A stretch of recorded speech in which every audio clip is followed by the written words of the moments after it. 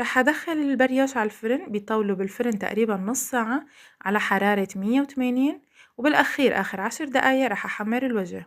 طالعت البريوش من الفرن وهو سخن، دهنته بالقطر منضاف له معلقة مي لحتى يتمدد القطر. طبعا هلا خطوة اختيارية نقدر نستغني عنها، بس رح تعطي للبريوش لمعة وطعم كتير حلو، وخصوصا بعد ما نضيف رشة جوز الهند. القطر رح يساعد جوز الهند إنه يلزق على العجينة بعد ما انخبز. وبهالشكل بكون وصلنا لنهاية فيديو اليوم. عملنا البريوش بطعم جدا رائع، ريحة المحلب مع ريحة العجين ولا أروع.